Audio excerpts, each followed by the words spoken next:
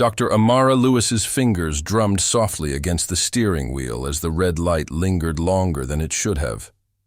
Rain tapped rhythmically on her windshield in fine silver needles, blurring the street lamps of Westview Avenue into golden smudges. Her hospital badge, clipped just below the lapel of her navy blue trench coat, swung slightly with the engines idle. The day had stretched into night, and now it bled into the early morning hours. She adjusted her rearview mirror. Tired eyes stared back, gentle but sharp, almond-shaped and flecked with the weight of decisions made during a 14-hour shift. In pediatric ER. Under the fluorescent hum of Grady Memorial, Amara had cleaned gravel out of a 9-year-old's scalp after a playground fall, comforted a grandmother who couldn't afford insulin for her grandson, and argued with a social worker about placing a child with suspected abuse into protective custody. All this, and still, the case that lingered was a 6-year-old girl named Tatiana. Tatiana hadn't stopped wheezing since she arrived with her mother 4 hours ago. Her asthma pump was expired, no insurance. The pharmacy wouldn't release a replacement without payment. Amara had given the girl a nebulizer treatment, kept her for observation, and promised her mother she'd handle the prescription. That was why she was here, on this street, at this hour, in scrubs under her trench coat with her hair still pinned back in a protective bun slicked flat by sweat. Not exactly how she'd imagined spending her Thursday night. But that's what. It meant to be both a black woman and a doctor in the city. There were no shortcuts, only extra miles. The green light flickered to life. As she turned down the quieter side road leading to the all-night Walgreens, Amara noticed headlights behind. Her unnervingly close. She checked her speed, 33 in a 35 zone. She wasn't swerving, she wasn't speeding. Still, the cruiser kept pace, 1 car length behind. Her heart thumped, slow and heavy. Not tonight, not me. She made another turn. The police car followed. A third turn, left into the pharmacy parking lot, and the headlights followed her in. She pulled into a space near the entrance. The police cruiser stopped at an angle behind her car, still running. Amara's fingers froze on the handle of her door. It wasn't the first time she'd been pulled over. She remembered vividly her first year of residency, leaving the hospital after a triple shift, stopped for a license check, car sniffed by a drug dog. She'd been wearing her white coat then, too. The officer hadn't looked at it once. She breathed in slowly, counting. 1, 2, 3. Stay calm. Don't give them a reason. But what reason did they ever need? The squad car door opened. A male officer, white, broad-shouldered, mid-40s, stepped out, followed by a younger female partner. The male officer adjusted his utility belt and approached the driver's side with practiced casualness. Amara kept both hands visible on the wheel. He tapped the glass. She lowered it 2 inches. "Good evening, ma'am," the man said. His voice was neutral, rehearsed. "Mind telling me what you're doing out this late?" Amara blinked. "I'm on my way into the pharmacy. I just finished a shift at Grady." "You a nurse?" "I'm a physician, pediatric resident." The younger female officer stepped closer on the passenger side, hand near her holster but not on it. "Do you have ID?" "Yes. My license is in my purse on the passenger seat. May I retrieve it?" The officer didn't answer immediately. He glanced toward his partner, then gave a nod. Amara moved slowly, purposefully.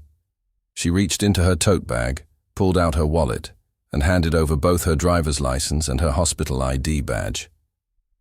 He studied them, unmoving. "Tail lights cracked," he said. "You aware of that?"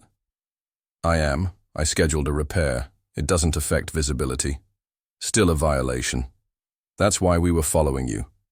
Also noticed you took 3 turns before parking. Were you attempting to evade?" "No," she said, surprised. "I was heading here directly. You followed me, not the other way around." His jaw tightened. "We're going to have to ask you to step out of the vehicle." Amara's stomach dropped. For what reason? Standard procedure when a stop raises flags. What flags? She asked, voice steady. You pulled me over for a cracked taillight. Step out of the vehicle, ma'am. The woman on the passenger side now moved in closer, hand firmly. On her sidearm, Amara's fingers reached for the lock button, but stopped. I haven't done anything wrong, she said carefully. I'm not consenting to a search, and I'm not exiting my vehicle without a clear reason. The male officer's tone sharpened. You're now non-compliant. Exit the vehicle immediately, or we'll assist you.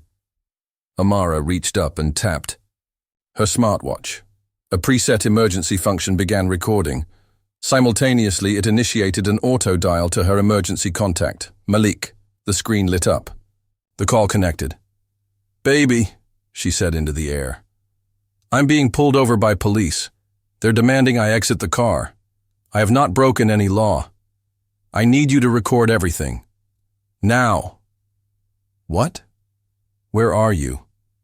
Malik's voice was sleepy but instantly alert. The officers both heard. Their body language changed. The woman looked unsure. The man's jaw hardened. Step out. Final warning. Amara took a deep breath. She opened the door and stepped out, hands raised slightly.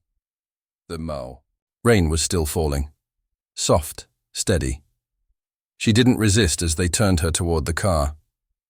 But when the cuffs snapped tight around her wrists, her breath hitched. You're hurting me. Stop resisting. I'm not resisting. You're under arrest for obstruction of a lawful stop, the man said.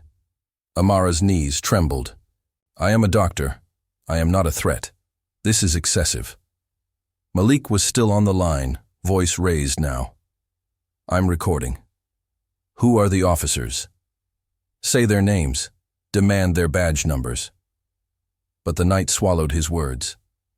Her hospital ID swung uselessly from her coat pocket as she was pressed against the hood of her car. The female officer looked away, almost ashamed. A small voice behind them cut through the tension. Hey, I'm recording this. This ain't right. Amara turned her head slightly and saw a teenager with curly braids and a cracked iPhone, filming.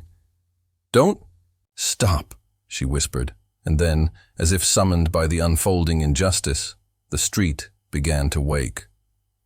Two more bystanders stood on the edge of the sidewalk. One spoke into their phone, describing the scene. Another held up a phone camera, silently capturing.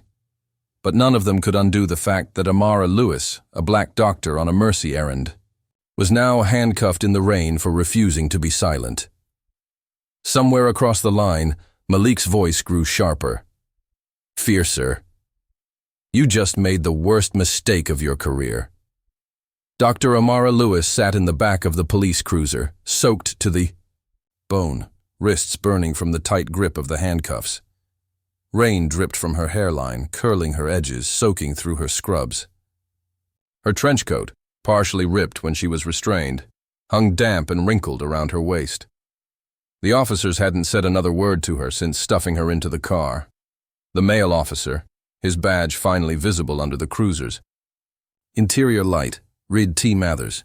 He was now up front typing into the dashboard computer, his partner flipping through paperwork with a distracted nervousness that betrayed her inexperience.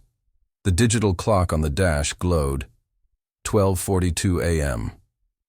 Amara's phone, confiscated, though she wasn't charged, lay face down on the front seat, its screen intermittently lighting up with incoming calls.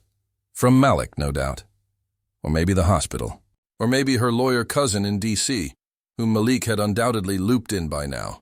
The cruiser smelled of stale coffee, sweat, and vinyl upholstery. It was a smell she'd associated with emergencies and crime dramas, not with herself. Yet here she was, not as a witness, not as a doctor called in to help, but as a suspect. The insult of it lingered in her mouth like ash. She replayed every moment since she'd left the hospital, every word, every breath. Had she raised her voice? No. Had she moved too fast? No. She had been calm, deliberate, respectful, and still, it hadn't mattered. They didn't see a doctor. They saw a black woman driving alone at night. That was enough. Amara clenched her jaw as Mathers glanced at her in the rearview mirror. He didn't look at her like a human being. He looked at her like a file already half closed. Meanwhile, across town, Malik Lewis was already dressed, phone to his ear, pacing furiously in their apartment. "I need timestamps and location pings. Imani, what's your battery at? Upload the video now before it gets deleted or accidentally misplaced. Use the Dropbox link I sent." On his laptop screen, a Zoom window flickered. 3 faces filled the grid: a pro bono civil rights attorney he'd worked with last year, a local ACLU rep, and a data journalist from The Guardian he'd collaborated with during a traffic stop investigation series. "She's at the precinct?" the lawyer asked. "Not yet. They're sitting with her in a Walgreens parking lot like this is Starsky and Hutch. I'm tracking her phone's last ping from the watch. Audio's still rolling, by the way. They didn't end the call." A crackling silence followed. "The ACLU," Rep narrowed her eyes. "That's your best asset right now. Preserve that call, mirror it, duplicate it, encrypt it. We've had too many cases where—" "I know," Malik cut in. "This isn't my first rodeo, but this time it's personal." Back in the cruiser, Officer Jensen opened her mouth as if to speak, then stopped herself. Instead, she turned her head toward Mathers. "This doesn't feel right," she muttered under her breath. "What doesn't?" he asked, tone clipped. "She didn't resist. She answered all your questions. She even gave ID. What are we booking her for exactly?" "Obstruction, refusal to exit, verbal defiance." She never raised her voice. "Doesn't have to," Mathers said. "Non-compliance is non-compliance." Jensen stared out the window, jaw tight. She'd only been on the force 8 months. She joined with hopes of doing good, of helping people, changing things from within. But she hadn't signed up for this. Not for arresting a woman with a hospital badge, who'd been doing something decent, not criminal. She looked back toward Amara, who now sat with her eyes closed, rainwater still beading on her forehead. Jensen's stomach churned.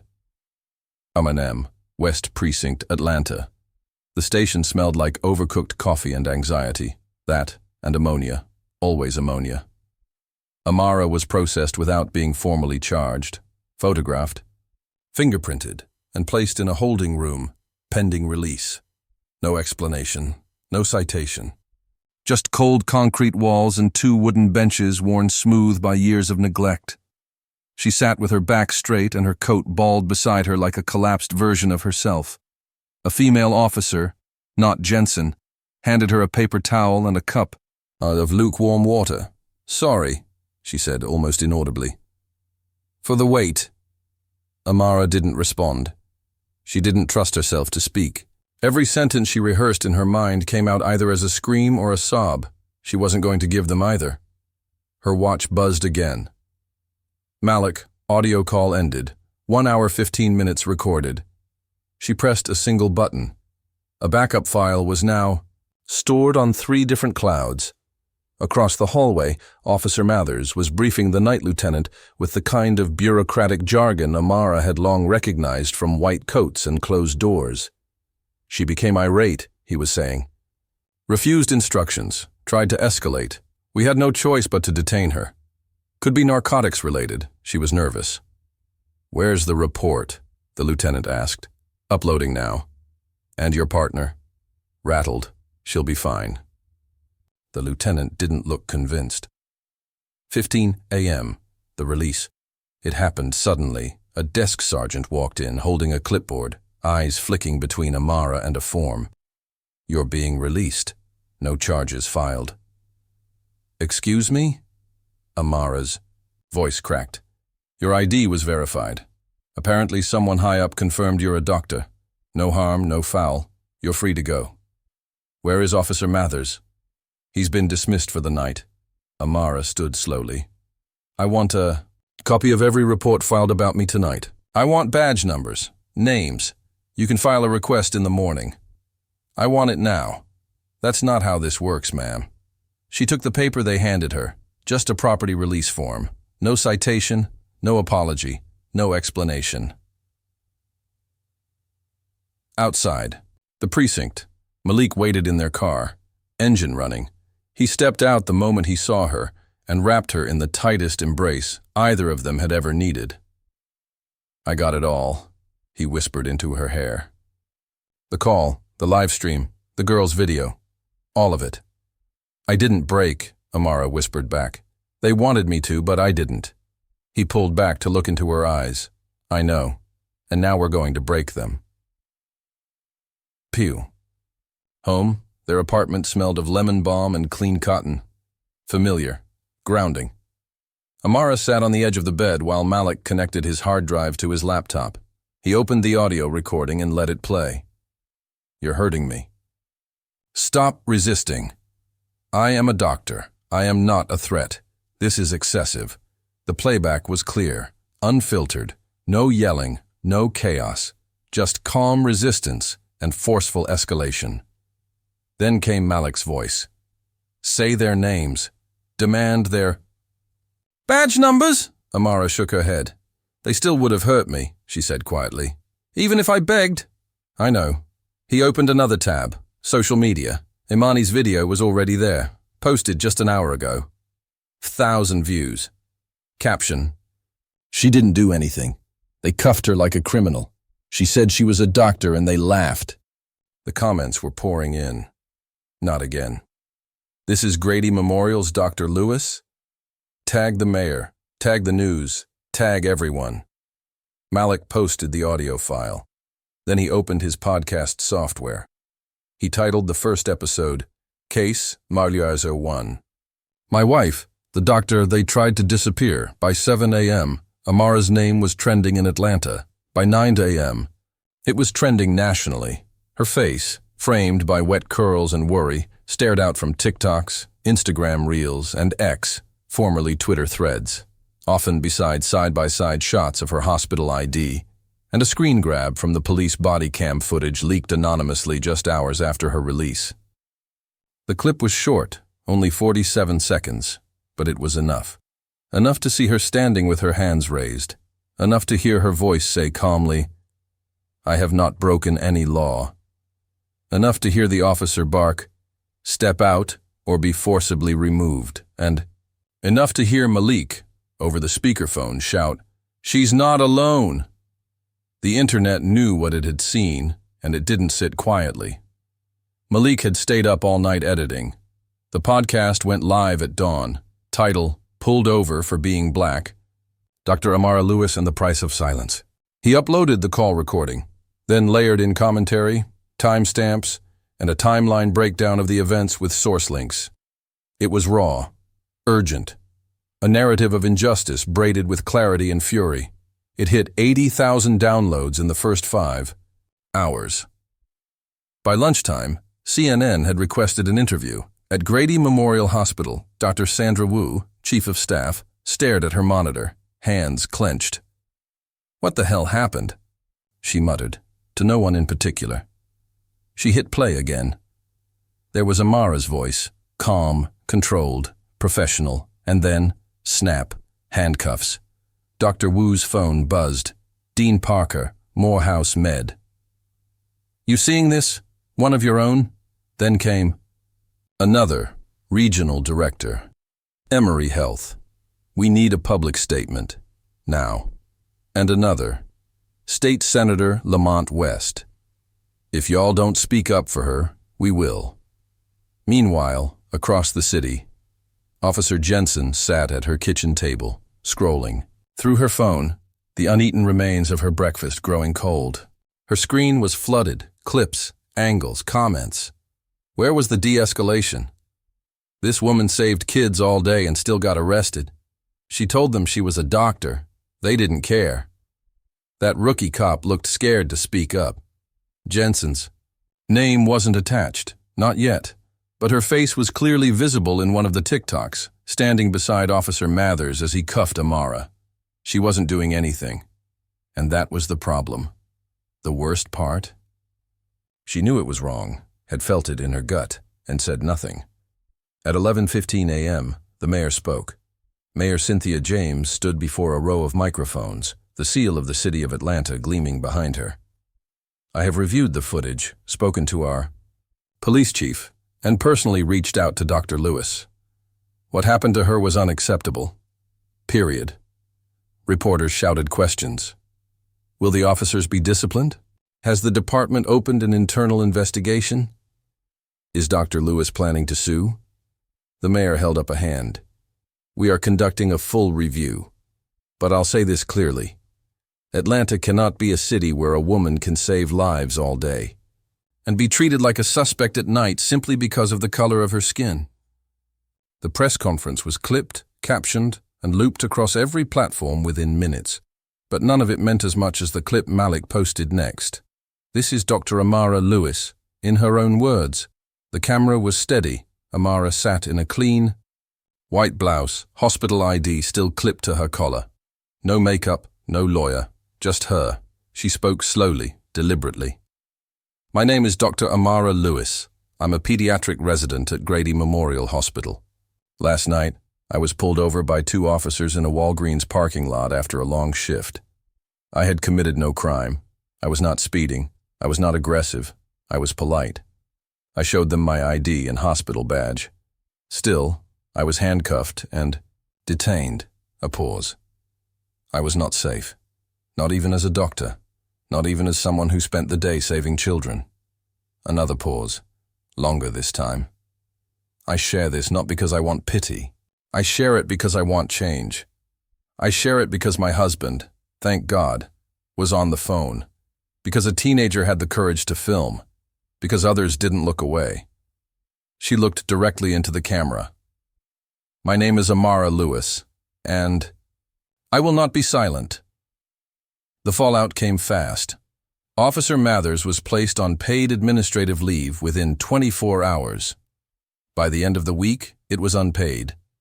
The Atlanta PD launched a formal investigation, then a review panel, then a full audit of traffic stops conducted by Mathers in the past 2 years. Amara's arrest was never formally logged. That, too, became part of the story. The teenager who filmed, Imani Rhodes, was offered a scholarship by a non-profit that saw her video go viral, and Malik's podcast exploded. 2 days after the incident, he was invited to speak at a civil rights summit. 3 days in, the New York Times ran a feature titled "The Doctor, the Stop, and the Voice That Fought Back." Behind closed doors at Grady, administrators argued. Dr. Wu, to her credit, defended Amara fiercely. She's not the story because she made it one, Wu said to the board. She's the story because she was almost disappeared in plain sight. Others worried about public image, about liability, about legal exposure. But the hospital community had already chosen a side. Nurses wore I stand with Dr. Lewis pins. Staff brought in flowers. One little girl, a former patient, brought a drawing that said, "Thank you for being brave." Amara taped it to her office wall. But fame wasn't comfort. Truth was, Amara still jumped at loud knocks, still caught her breath when a patrol car rolled past, still replayed the handcuffing in her mind like an unwanted movie on loop. The world was praising her, but her body hadn't forgotten what it meant to be dehumanized. One night, while brushing her teeth, she looked in the mirror and whispered, "You could have died." The reflection didn't flinch. She had stood her ground. She had spoken clearly. She had survived. But survival didn't feel like victory. Not yet. Then came the message. Malik found it in their shared inbox, buried under a flood of media requests and speaking invitations. Subject: regarding your wife's case, internal affairs, whistleblower. The message was short. This wasn't just racism. There's more. Officer Mathers has done this before. I have files, hidden complaints, body cam.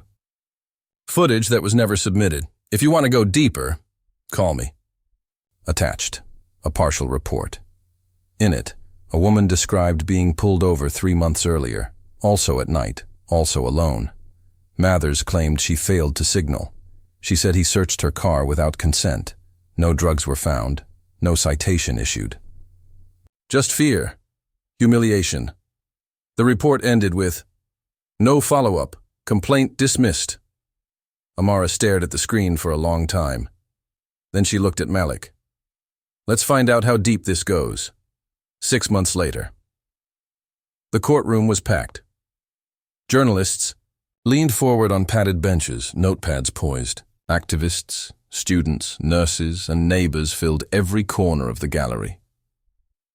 2 rows behind the plaintiff's table, Amara sat beside Malik, fingers laced in his. She wore a navy suit, simple pearl studs, and no visible fear. Her calm was not performative. It was earned.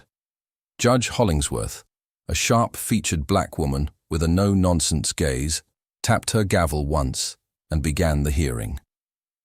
Case 22, 1937. Dr. Amara Lewis versus Officer Thomas Mathers, the Atlanta Police Department, and the City of Atlanta. The city's attorney launched into a prepared statement, dry as dust, about protocols and departmental training, about unfortunate optics. Then Malik leaned toward the microphone. "Would the court like to hear the audio?" The aye. Judge nodded. "Proceed." He played 2 minutes. It wasn't even the most violent part, but it didn't need to be. It was the moment Amara said, "I am a doctor. I'm not resisting. You're hurting me." And Mathers replied, "Don't care." Gasps rippled through the gallery. One juror wiped her eye. Even the city's attorney shifted in his seat.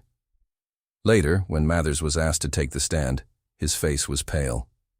He kept his answers clipped, sterile. His lawyer advised him to plead the fifth when Malik began reading excerpts from past complaints. The judge noted each one. 7 total, 6 dismissed, 1 sealed, but this time the seal cracked. A whistleblower, revealed as a civilian analyst from APD's audit team, testified about forged timestamps and missing footage in Mathers' traffic stops. One by one, the patterns emerged. Young women, mostly black or Latina, alone at night. Minor infractions, if any, escalated with force. Threats, silence. Amara watched the jury closely. Some leaned forward, others nodded. No one looked away. Her pain had never been a secret, but now it was also proof. 2 weeks later, the verdict came. Liability was assigned jointly to Mathers and the department. Amara was awarded damages, $1.2 million. Malik's legal team declined attorney fees in exchange for a binding public reform agreement. The settlement included mandatory body cam audit procedures for all officers in Atlanta PD, the creation of an independent civilian oversight board, public release of traffic stop racial disparity data every quarter, and, most importantly, Officer Mathers' decertification. He would never wear a badge again. Jensen, the rookie officer who hadn't intervened, was suspended for 60 days, then quietly transferred. Months later, she resigned and issued a personal statement of apology to Amara, not through press, but in a handwritten letter Amara received by mail. Amara read it once, then tucked it in a drawer. She didn't need to forgive her. She just needed her to remember. Amara didn't go back to work right away. She took 3 months off, taught a workshop on medical ethics and bias, spoke at Columbia and Howard, testified before the House Subcommittee on Civil Rights, published a powerful op-ed in The Atlantic titled, "I Wore Scrubs, They Still Saw a Threat," and then, when the noise died down, she returned to Grady, to her patients, to the rounds, to the rhythm of healing. And her first day back, there were no reporters. No cameras, just a little boy with asthma, drawing her a picture of a heart with a stethoscope. That was enough. Malik turned his podcast into a platform. He renamed it Proof of Life. Each week, he told the stories that didn't make the headlines of people pulled over, pushed aside, falsely accused, nearly forgotten. He interviewed families, civil rights lawyers, data scientists. He built a network of community watchdogs, case reviewers, and digital archivists. It became part podcast, part movement, and it started with a single phone call. 3 years later, In a university lecture hall in Baltimore, Amara stood at a podium before a sea of pre-med students. She told them her story, not the one about the arrest, but the one about the girl who wanted to heal, who learned how to make it through trauma and still believe in people, who remembered that visibility is survival, and that sometimes you must shine a light so others stop pretending the darkness isn't there. As the room stood to applaud, she smiled softly, eyes scanning the crowd. Somewhere in that sea of young faces, she saw versions of herself. Brave, brilliant, becoming, still rising, still resisting, still here.